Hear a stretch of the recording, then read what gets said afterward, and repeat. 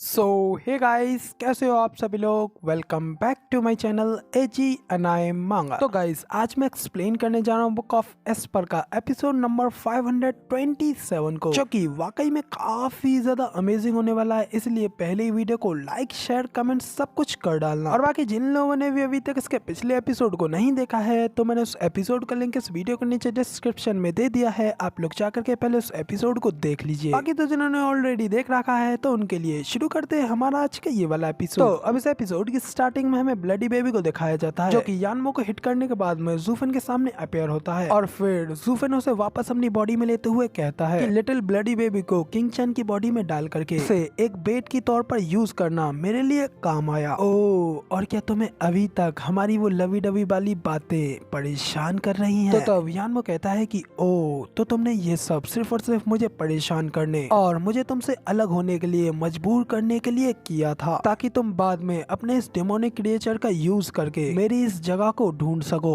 और इन सभी लोगों को बचा सको। और जैसा कि मैं यहाँ पर इन सभी लोगों को लेकर आया और इन सभी की कल्टीवेशन को सील कर दिया है। और आखिरकार अगर मैं तुम्हें अपने साथ यहाँ वापस लाया होता, तो तब यहाँ पर तुम्हारी भी कल्टीवेशन सील होती और तुम्हारे पास मेरे साथ फाइट बैक करने का कोई चांस ही नहीं होता। तो तब जूफन हंसते हुए कहता है कि हा हा, तो इसका मतलब हमें विजेता मिल गया है। हमें तो बहुत पहले से पता था कि तुम्हें परेशानियां खड़े करना बहुत पसंद है, इसलिए हम लोगों ने एक नाटक के रूप में तुम्हारे लिए एक जाल बिछाया था। और मैंने ये पहले ही फिगर आउट कर लिया था कि तुम्हें लोगों को मारना ज्यादा पसंद नहीं है, बल्कि उन दूसरे लोगों के साथ खेलना ज्यादा पसंद है। स्पेशली तौर पर दो लवर्स के साथ में खेलना ज्यादा पसंद है, और फिर उनके साथ पूरी तरीके से खेलने के बाद तुम उन्हें मार डालते हो। तो जूफन की ये सारी बातें सुनने के बाद में यानमो भी जूफन को अप्रिशिएट करने लगता है और कहता है कि मैं ये क्लियरली देख पा रहा हूँ कि महान दिमाग एक जैसा ही सोचते हैं, और अब इसमें कोई आश्चर्य नहीं है कि तुम एक डिमोनिक कल्टीवेटर हो। मगर लेकिन आखिर तुम्हें कैसे पता चला कि मैं तुम्हारे इस चारे को खा ही लूंगा? तो तब जूफन उसके बेइज्जती मारते हुए कहता है कि क्या तुम मूर्ख हो या फिर अंधे? किंग चैन के ऊपर एक नजर डालने से ही सब कुछ स्पष्ट हो जाएगा। जरा देखो तो सही, वो कितनी ज्यादा लवली और ब्यूटीफुल है, और आखिर उस जैसी प्योर ब्यूटी का विरोध आखिर कोई कैसे कर सकता है? और इस हरी भरी धरती पर रहने वाला हर एक आदमी हमें एक दूसरे के साथ में देख करके जलने तो लगेगा ही। इधर जूफन से इतनी सारी तारीफें सुनने के बाद में तो सिस्टर चुचू भी काफी ज्यादा ब्लश करने लगती हैं। इधर यानमो हंसते हुए कहता है कि बहुत अच्छे, तुमने सचमुच में बहुत अच्छा किया है। सचमुच तुम भी उन रेयर लोगों में से एक हो जिन्होंने कि मुझे अभी तक प्रभावित किया है, और इसीलिए अब मैं तुम्हें एडमिट करता हूँ और तुम्हें मानता हूँ। लेकिन रुको रुको, हालांकि एक और बात मुझको समझ में नहीं आ रही, और वो ये है कि आखिर तुम मेरी अरे से बच करके कैसे निकल आए? तो जूफन उससे कहता है कि एक 7th ग्रेड की अरे को सेटअप करना मेरे लिए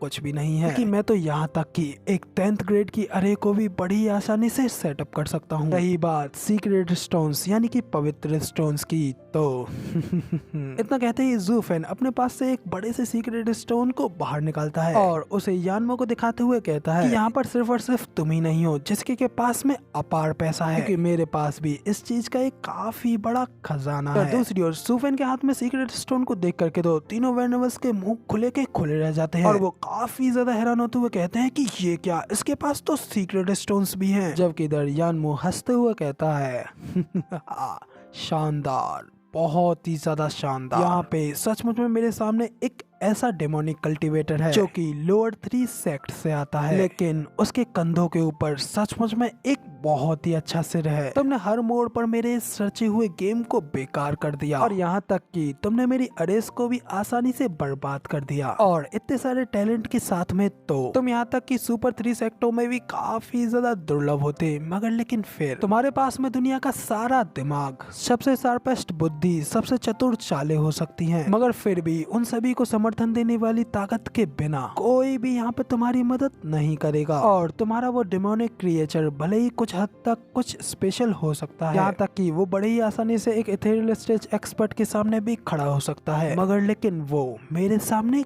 कुछ भी नहीं है। इतना कहते हुए यानमो अपनी पावर्स को अनलेस करते हुए हवा में उड़ने लगता है और फिर अपनी बॉडी से काफी ज्यादा यिन और यान एनर्जी को अनलेस करने लगता है। तो भाई भले ही विलन है मगर लेकिन पावर्स को अनलेस करते हुए दिखने में काफी ज्यादा शानदार लग रहा है। फिर यानमो अपनी पावर्स को इस तरीके से शो कराते हुए कहता है कि अपनी उस तुच्छ सी कल्टीवेशन के साथ में तुम्हारे लिए अच्छा यही रहता कि तुम वक्त रहते पहले ही अपनी जान बचा करके भाग जाते, मगर लेकिन तुम तो यहाँ मरने के लिए वापस आ गए। सचमुच तुम तो एंड पे सिर्फ मूर्ख ही निकले जो कि यहाँ पर मरने के लिए आ गए। इधर वेनेबल यानमी काफी ज्यादा हैरानी से यानमो की पावर्स को देख रहे होते हैं और कहते हैं कि ये तो एक 5th layer of ethereal stage expert की पावर्स है। मिस्टिकल हेवन सेक्ट के एल्डर भी कहते हैं सचमुच ये कल्टीवेशन लेवल इस दुनिया में काफी ज्यादा रेयर है और मैं अकेला एक भी मुकाबले में इस बच्चे को हरा नहीं सकता। इधर तभी हमें यानमो की पावर्स के अनलेस होने के साथ ही उसके सिर के ऊपर फायर एंड आइस के 2 स्नेक्स को बनते हुए दिखाया जाता है जो कि उसकी एब्जॉर्ब की हुई यिन और यान एनर्जी से बने हुए होते हैं और उसी से उसकी पावर्स और भी ज्यादा कूल दिखने लगती हैं। और फिर तभी वो अपनी पावर्स को इस तरीके से शो कराते हुए ज़ुफेन से कहता है कि जरा देखो तो सही, यही है तुम्हारे और मेरे बीच का पावर गैप। तो बताओ आखिर अब कैसे तुम हमारे बीच के इस गैप को पूरा कर पाओगे। तभी यानमो के उस पावर प्रेशर को फील करते हुए वेनेबल यानमी काफी ज्यादा घबराते हुए कहते हैं कि ये प्रेशर तो सचमुच में बहुत ही ज्यादा स्ट्रॉन्ग है और इतनी डिस्टेंस पे भी खड़े होते हुए मुझे ऐसा लग रहा है जैसा कि मैं आग में भुन रहा हूँ। यानमो अपनी यिन और यान एनर्जी के उस सर्कल की एनर्जी को चारों ओर अनलेस कर रहा होता है जबकि ज़ुफेन भी एकदम कूल अंदाज में उसके सामने खड़ा होता है। भाई ये सीन देखने में सच में क्या ही इनसेन लेवल का है। तभी इधर ज़ुफेन भी अपनी आंखों में अपनी अशुरा ब्लू फ्लेम्स को एक्टिवेट करते हुए यानमो को देखते हुए उससे कहता है कि ओ डेमोनिक फ्लेम्स यिन और यान यूनियन, तो क्या बस यही है तुम्हारे इस सारे अहंकार का सहारा। ज़ुफेन के इस तरीके के एक्शन को सुनने के बाद में तो यानमो भी काफी ज्यादा शॉक हो गया होता है और उसे देख हैरान होते हुए अपने मन में कहता है कि आखिर ये बच्चा मेरी फ्लेम्स के साथ में अफेक्टेड क्यों नहीं हो रहा है और ये तो सिर्फ और सिर्फ एक रेडियंट स्टेज का ही कल्टीवेटर है, मगर लेकिन आखिर वो मुझे इतने ज्यादा डर का एहसास कैसे करा पा रहा है। बिल्कुल ऐसे ही जैसे कि एक शेर के सामने एक वाइपर सांप हो और भले ही अंतर कितना भी ज्यादा स्पष्ट क्यों ना हो। पहला सतर्क था क्योंकि दूसरे वाले का विष विनाश का कारण बन सकता था, मगर मैं ये मानने से इनकार करता हूँ कि एक रेडियंट स्टेज का कल्टीवेटर मुझे इस तरीके से धमका सकता है। ये सचमुच में मेरे लिए बहुत ही ज्यादा हास्यास्पद है। और फिर ये सब सोचते हुए फिर यानमो चिल्लाते हुए कहता है कि बदमाश बच्चे अब पछतावे के लिए बहुत ही ज्यादा देर हो चुकी है क्योंकि अब तूने मेरी इस तरीके की माइटी ताकत को देख ही लिया है, तो अब तू मरेगा। ये सब कहते हुए यानमो जोर जोरों से हंसने लगता है। तभी ज़ुफेन उसे शॉक करते हुए कहता है कि फाइट लड़ने से पहले ही अपने सारे कार्ड्स को शो करा देना ये सचमुच में इस दुनिया की सबसे ज्यादा बेवकूफाना चीज है। यार तुम तो सचमुच में बहुत ही ज्यादा भोले और बेवकूफ निकले और अब तुम्हारा सीनियर डेमोनिक कल्टीवेटर होने के नाते ये सिर्फ मेरे लिए उचित है कि मैं तुम्हारे जैसे जूनियर युवाओं को कुछ सिखाऊं और उन्हें एक सही डेमोनिक पाथ पर ले जाऊं। ज़ुफेन की ये बात सुनकर तो यानमो काफी ज्यादा गुस्सा हो जाता है और गुस्से में अपनी पावर अनलेस करते हुए ज़ुफेन के ऊपर एक फायर अटैक करते हुए कहता है कि क्या तुम खुद ही एक जूनियर होने के बावजूद मेरी बेइज्जती करके मुझे पैथोराइज्ड करने का साहस कर रहे हो। इतना कहने के साथ ही यानमो अपनी एक बड़ी सी फायर एनर्जी के साथ में ज़ुफेन के ऊपर अटैक कर देता है जबकि ज़ुफेन अभी भी सीधा उस अटैक के ही सामने खड़ा होता है। तभी वो अटैक ज़ुफेन से जाकर के टकराता है और वहाँ पे एक जोरदार धमाका होता है। तभी ये सब देख मिस्टिकल हेवन सेक्ट का एल्डर भी कहता है इस अटैक के अंदर उसने अपनी सोल पावर को भी डाला था और कोई भी रेडियंट स्टेज का कल्टीवेटर उस अटैक के सामने खड़ा नहीं हो सकता और वो बच्चा एक बेवकूफ था जो कि उस अटैक के सामने खड़ा रहा। यानमो भी अपने उस अटैक को ज़ुफेन के हिट होते हुए देख करके काफी ज्यादा खुश हो रहा होता है, तभी अगले ही पल अचानक वो सामने देख काफी ज्यादा हैरान हो गया होता है क्योंकि धुएं के झड़ने के बाद में ज़ुफेन उसके सामने बिल्कुल ठीक ठाक खड़ा होता है और कहता है कि अपने दुश्मन को फाइट से पहले अंडर एस्टिमेट करना एक डेमोनिक कल्टीवेटर की एक सबसे बड़ी गलती होती है। इसीलिए क्या मैंने ये पहले ही मेंशन नहीं किया था कि तुम बहुत ही ज्यादा भोले और बेवकूफ हो। तो तब यानमो अपनी आइस की यिन पावर से अटैक करते हुए कहता है कि वो तो सिर्फ मेरा एक कैजुअल सा मामूली सा स्ट्राइक था, मगर लेकिन अब देखो अब मैं तुम्हारे साथ में क्या करता हूँ। इतना कहते ही यानमो ज़ुफेन के ऊपर एक और अटैक करने के लिए आगे बढ़ता है, मगर तभी अचानक से ज़ुफेन अपनी आइज ऑफ द वॉइड की पावर का यूज करते हुए यानमो के पीछे आ जाता है और उससे कहता है कि क्या तुम मेरे ऊपर अटैक करने के बारे में कह रहे थे, मगर तुम ऐसा कैसे कर सकते हो क्योंकि मैं तो यहाँ हूँ। इतना कहते ही ज़ूफेन अपने किलिंग के हैंड का एक जबरदस्त घूसा बनाता है और सीधा उसके मुंह पे मारते हुए कहता है कि ये तुम्हारे मुंह और दांतों को काफी ज्यादा दर्द देने वाला है। इतना कहते ही ज़ूफेन हंसते हुए यानमो के मुंह पर एक जोरदार